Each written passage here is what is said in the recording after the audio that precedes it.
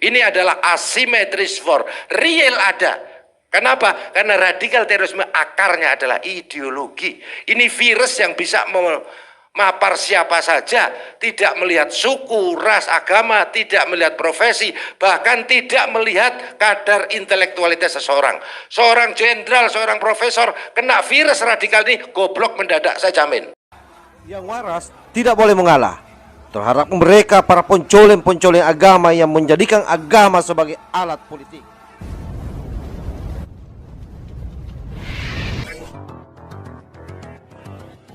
Bismillahirrahmanirrahim. Assalamualaikum warahmatullahi wabarakatuh.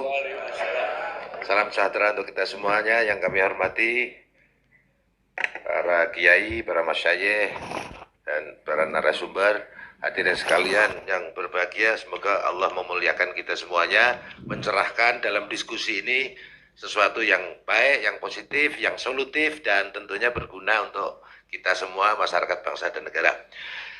Kami akan membahas masalah tadi yang sudah disampaikan oleh Bu Husnul sama Pak Merdizam, yaitu intinya tentang turbulensi politik kita waspadai. Ya. Apa kaitannya kalau kita turbulensi politik itu hanya salah satu pemicu, ya. Apapun turbulensinya, apapun pemicunya, tetapi kalau ketahanan nasional bangsa Indonesia-nya itu kuat, tangguh, dan ulet, ya, insya Allah akan aman. Dan sejauh ini alhamdulillah aman, ya. Nah, kalau kita bicara ketahanan nasional adalah situasi dan kondisi dinamis yang meliputi seluruh aspek kehidupan berbangsa. Ideologi, politik, sosial, ekonomi, budaya, hukum, pertahanan, keamanan. Nah, ketahanan ini harus ulet dan tangguh sehingga mampu menghadapi dan mengatasi segala ancaman, tantangan, hambatan maupun gangguan, baik dari dalam maupun dari luar. Nah, kalau sudah bicara ipolexos budkum hankam, ya, maka I-nya ideologi dan politiknya itu menjadi ranah kami di TNI, Polri, dan beberapa ini, terutama ideologi. Karena saya sebagai direktur pencegahan Badan Nasional Penanggulangan Terorisme berkepentingan terkait dengan ideologi. Karena yang kami yakini, ya, dan kami bertahun-tahun menangani hal ini, karena saya juga sebagai praktisi, tidak hanya praktisi di dalam law enforcement, penegakan hukum terorisme, tetapi juga di bidang pencegahan, plus saya sendiri juga pernah jadi bagian dari mereka. Jadi percayalah, insya Allah sanad saya ke Sayyidina Umar bin Khattab, jadi mantan jahiliyah juga, jadi insya Allah saya tahu untuk keadaan itu. Nah, kalau kita bicara terorisme seperti yang disampaikan oleh Bu Husnul tadi, pada umumnya saya sangat setuju. Terorisme ini bukan tujuan. Terorisme itu adalah salah satu strategi untuk mencapai tujuan. Terorisme ini adalah salah satu cara untuk mencapai tujuan, untuk propaganda tujuan.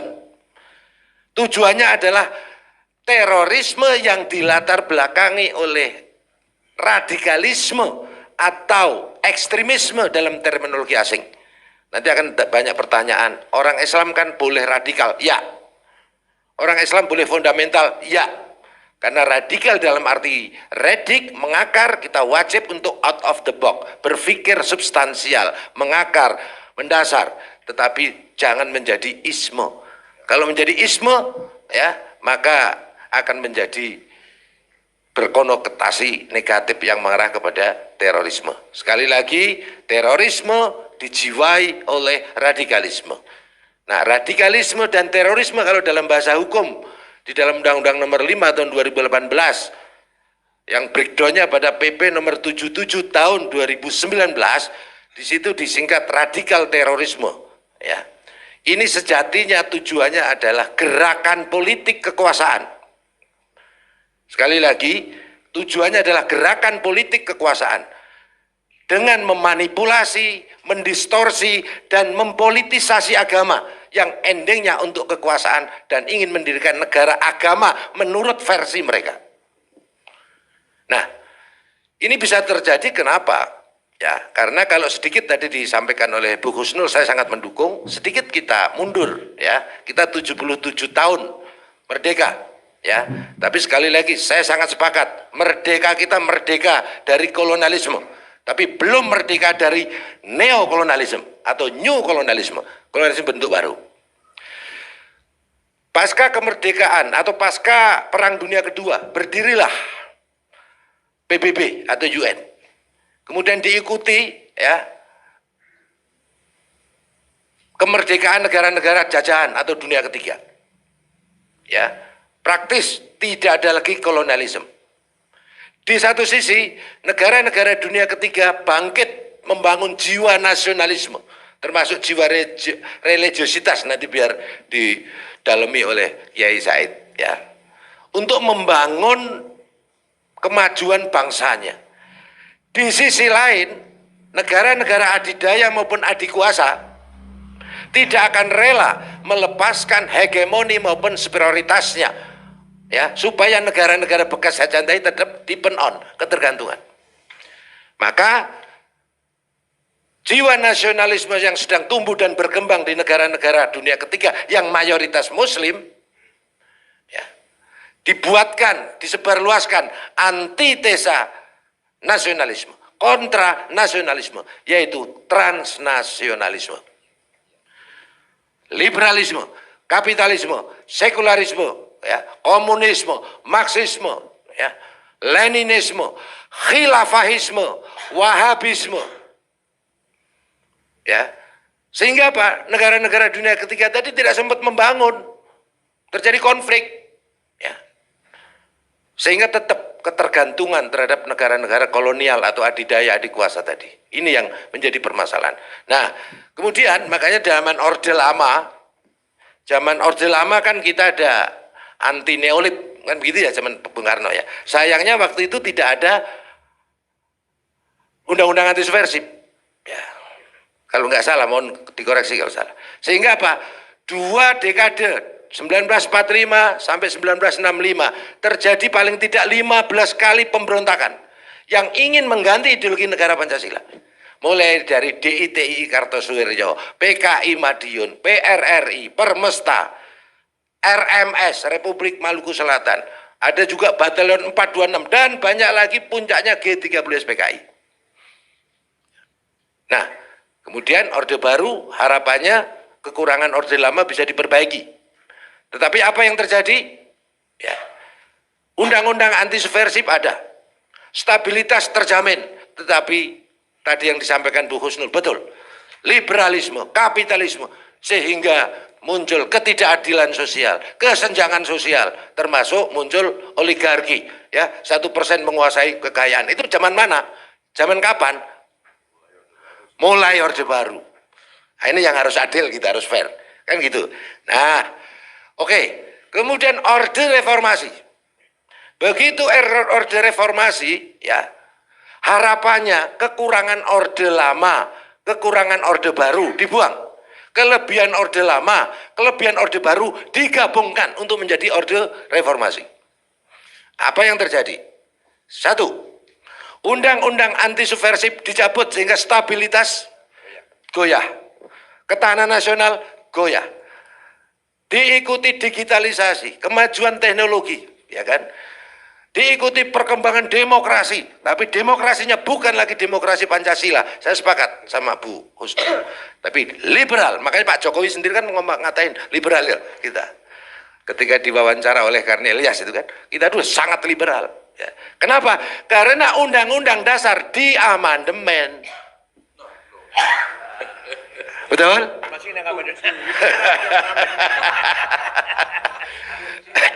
Harusnya tidak diamandemen, kalau mau dikembangkan bentuk undang-undang jangan dirubah. Menurut saya, ya. Karena apa? Memang realitanya. Begitu undang-undang anti subversif dicabut, UUD 45 diamandemen, ya. Yang mengamandemen semua tahulah, ya.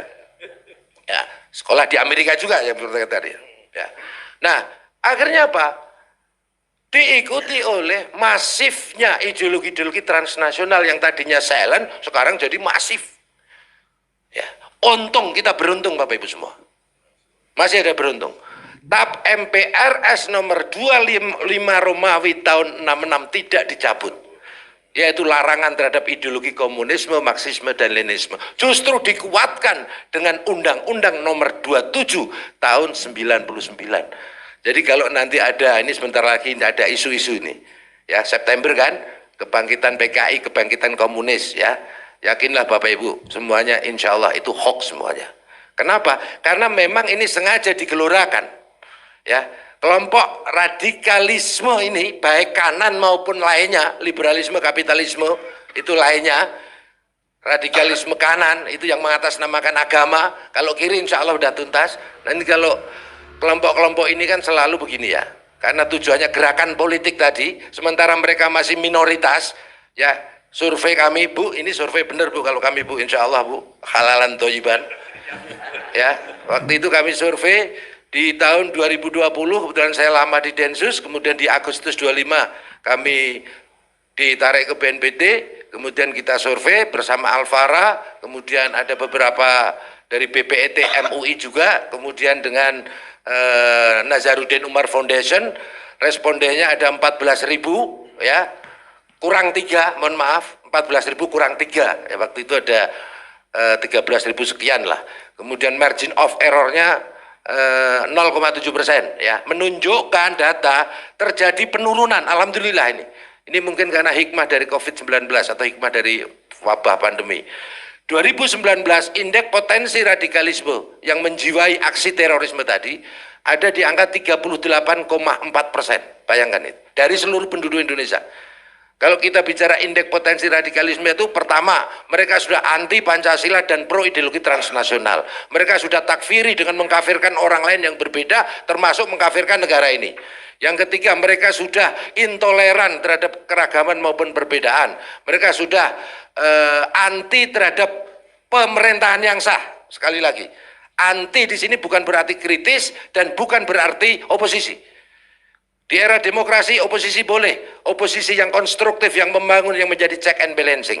Kritis wajib, kita semua wajib kritis sebagai bagian amalan amar ma'ruf nahi mungkar. Tapi anti di sini maknanya adalah sikap membangun kebencian dan permusuhan serta social distrust, ketidakpercayaan masyarakat terhadap negara, pemerintahan maupun pemimpinnya yang sah dengan sebaran hoax, hate speech, konten-konten provokatif, adu domba, nyinyir dan lain sebagainya. Kenapa? Ini gerakan politik.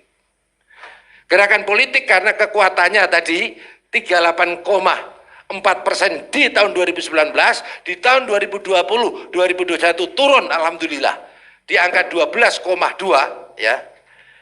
Artinya masih minoritas.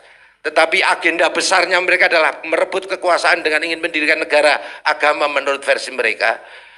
Maka yang mereka lakukan adalah teori konflik atau teori adu domba atau divide et impera kalau dalam bahasa company-nya, ya, yaitu dengan mengadu domba di antara anak bangsa dengan membangun paradigma intoleransi melalui isu-isu sara, termasuk isu Islamophobia, ya, dan isu-isu PKI dan lain sebagainya.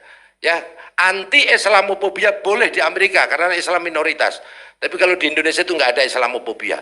Yang ada mungkin di antara umat Islam ya atau orang agama lain takut dengan ya, yang membuat Islamophobia itu justru gerakan radikal terorisme yang mengatasnamakan agama. Jadi apa yang ingin kami sampaikan Bapak Ibu semuanya, para ulama ya yang tergabung di dalam konferensi internasional di Kairo dan di CES-nya itu mendefinisikan ekstremisme atau radikalisme agama ini, terutama yang mengatasnamakan Islam ini adalah paham atau ideologi yang dibangun di atas manipulasi dan distorsi agama. Jadi radikalisme, terorisme mengatasnamakan Islam sejatinya adalah fitnah bagi Islam. Ya. Tidak ada kaitannya radikal terorisme dengan agama apapun, apalagi dengan Islam. Karena tidak ada satupun agama yang membenarkannya. Tetapi harus kita sadari Bapak Ibu semua, radikalisme yang menjiwai aksi terorisme ini ya terkait dengan pemahaman dan cara beragama yang salah dan menyimpang dari oknum umat beragama. Dan ini biasanya didominasi oleh oknum umat beragama yang menjadi mayoritas di suatu wilayah atau di suatu negara.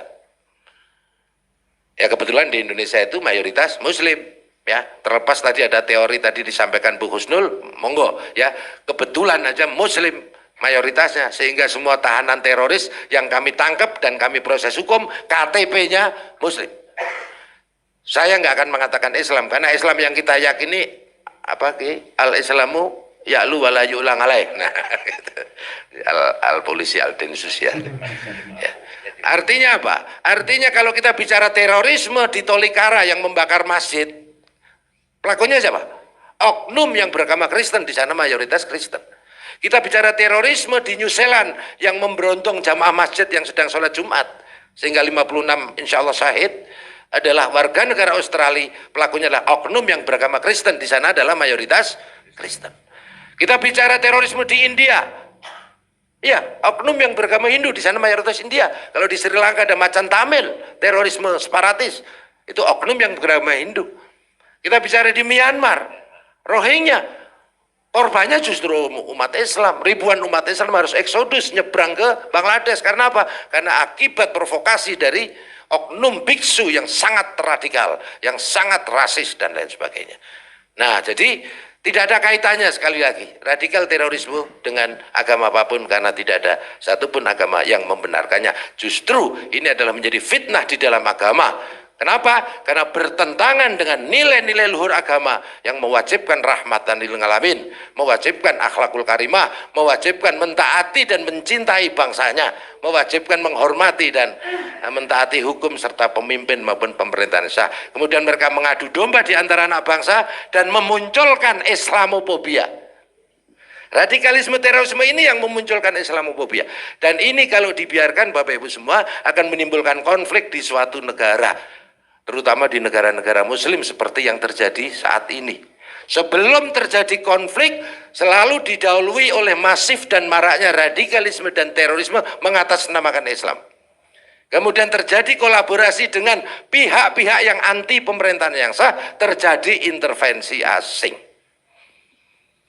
Itu yang terjadi di Irak, di Suriah, di Libya, di Somalia, di Afghanistan, ya. Jadi siapa sebenarnya pelaku teroris yang sesungguhnya tadi yang disampaikan? Saya setuju.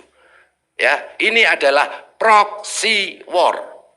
Ini adalah asymmetris war. Real ada. Kenapa? Karena radikal terorisme akarnya adalah ideologi. Ini virus yang bisa mapar siapa saja, tidak melihat suku, ras, agama, tidak melihat profesi, bahkan tidak melihat kadar intelektualitas seseorang. Seorang jenderal, seorang profesor kena virus radikal ini, goblok mendadak, saya jamin. Betul, goblok mendadak. Seorang jenderal, seorang profesor, seorang dokter, misalnya Dr. Asari, kurang apa hebatnya? Osama bin Laden, konglomerat lagi, putra konglomerat Arab Saudi bin Laden. Aman Abdurrahman, Abu Sulaiman, tokoh JAD, hafid Quran 30 juz. 30 juz Bapak Ibu, bukan juz 30. Ya. Ya, ini benar-benar virus kayak COVID-19, tapi penularannya tidak lewat droplet, tapi lewat pendengaran dan penglihatan. Sehingga tadi disampaikan oleh Pak Dirjen Merdisam tadi betul sekali. Inilah gadgets ini sarana untuk dunia maya ini untuk penularan ideologi-ideologi ini. Sehingga apa? Ya, real ada di lingkungan kita, tetapi tetap ini adalah bagian daripada proksi ideologi. Maka kita lihat, ya, Ikhwanul Muslimin pusatnya di mana?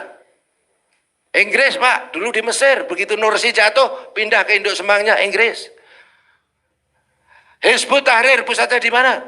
Inggris, London. Teroris separatis KKB pusatnya di mana? Inggris. Beni Wenda panglimanya warga negara Inggris. Ahmadiyah pusatnya di mana? Inggris, London.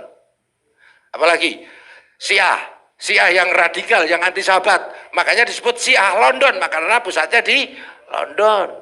Di sana ada camp nih, ya, ada camp, ya. Camp ini menampung kombatan-kombatan dari Afghanistan, Libya, Suriah, Irak, dengan alasan mereka stateless, tidak punya warga negara, untuk menghormati hak asasi manusia ditampung. Pertanyaannya, kok yang ditampung kombatannya, terorisnya, bukan korban terorismenya? Itu pertanyaan. Jadi di sana ada namanya Khilafatul Britania. Nah, itu ya. Dewan Suronya di sana tanfiziahnya tadi yang disampaikan Bu Husnul tadi, Amerika dan negara-negara Barat. Ya. Jadi bagaimana? Ayo kita bangkit membangun, ya. Kita bangkit membangun untuk melawan segala proksi-proksi ini, radikalisme dan terorisme ini. Gitu loh. Nah, bagaimana solusinya? Radikal terorisme mengatasnamakan agama, terutama mengatasnamakan Islam, adalah cermin krisis spiritualitas di dalam beragama. Mereka lebih menonjolkan ritualitas, identitas formal, simbol-simbol keagamaan, haram, halal, bid'ah, riba. Tapi lemah ihsannya. Coba contoh, Hizbut Tahrir itu rukun agamanya apa? Rukun iman, rukun Islam, rukun khilafah. NII rukunnya apa? Rukun iman, rukun hijrah, rukun jihad. JIJAD apa itu? Rukun iman, rukun Islam, rukun jihad. Jadi lemah ihsannya. Lemah ihsannya ini mohon nanti Pak Kiai Said menjelaskan ini. Jadi ini krisis spiritualitas. Yang ditonjolkan ritualitas, simbol-simbol formal keagamaan. Nah, jadi keberadaan LPO ini kami harapkan untuk membangun jiwa spiritualitas dalam beragama, membangun akhlak. Kita kembalikan jati diri bangsa Indonesia. Saya sepakat dengan apa yang disampaikan oleh Bu Husnul tadi. Kita harus berpolitik secara halal, hilangkan, lawan segala bentuk radikalisme, liberalisme, kapitalisme, sekularisme, khilafahisme, wahabisme. Wahabisme itu juga ternyata juga bikinan Inggris kok, yang membawa Muhammad bin Abdul Wahab, betul? Muhammad bin Abdul Wahab siapa mentornya? Jeffrey Hamper, siapa itu? MI6 Inggris juga. Nah dulu ada yang namanya Syekh Abdul Qohar, siapa itu? Senok Horgronya, intelijen Belanda, dididik di Inggris oleh MI6, kesini jadi membawa menjadi ulama, diikuti ya. Nah ini nanti Pak Kiai Said yang berwenang menjelaskan ya. Kalau saya kan sempat jadi korbannya juga gitu. Tapi alhamdulillah dapat hidayah. Lebih baik bekasnya radikal daripada OTG kan gitu. Oh gitu ya, ya. Baik, Nah, baik. jadi itu Bapak Ibu semuanya, dan kesimpulannya bahwa radikalisme dan terorisme dalam bentuk apapun ya adalah musuh agama dan musuh negara. Maka solusi yang kami tawarkan yang pertama, nah ini saya catat kalau solusi. Wah. Solusinya penting. Solusi yang pertama ya kami harapkan bahwa untuk menghadapi turbulensi ini yang sejatinya hanya pemicu aja ya, tapi tetap kuncinya ada pada ketahanan nasional bangsa Indonesia, yaitu ketahanan spiritualitas dan ketahanan profesionalitas. Kalau dalam lagu Indonesia Raya itu bangunlah jiwanya, bangunlah badannya. Bangunlah jiwa di sini artinya membangun spiritualitas, membangun akhlak, etika, budi pekerti. Ya, kita harus militan di dalam selalu menggelorakan cinta tanah air dan bangsa, menggelorakan perdamaian, persatuan, menggelorakan untuk rahmatan lil alamin, untuk wasaton atau Islam yang moderat dan lain sebagainya. Kemudian dipadukan dengan bangun raga. Raga di sini adalah tidak hanya fisik, infrastruktur ya, tetapi kita juga ilmu pengetahuan dan teknologi.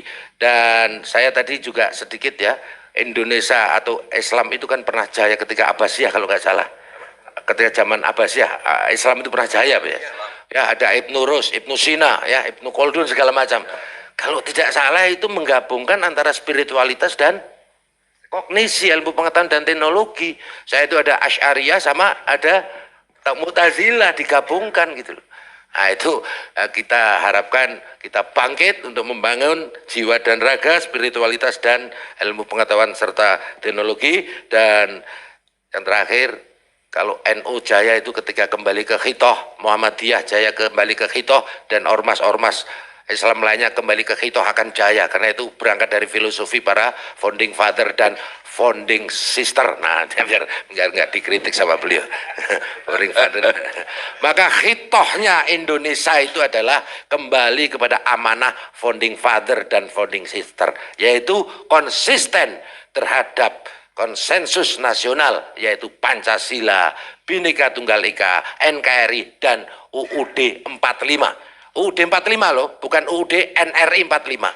Karena itu sudah 4 kali diamandemen, itu yang membuat tadi yang disampaikan oleh Bu Kusnul tadi, membuat marak kapitalisme, marak liberalisme, sekularisme dan lain sebagainya. Demikian, terima kasih, mohon maaf atas segala kekurangannya.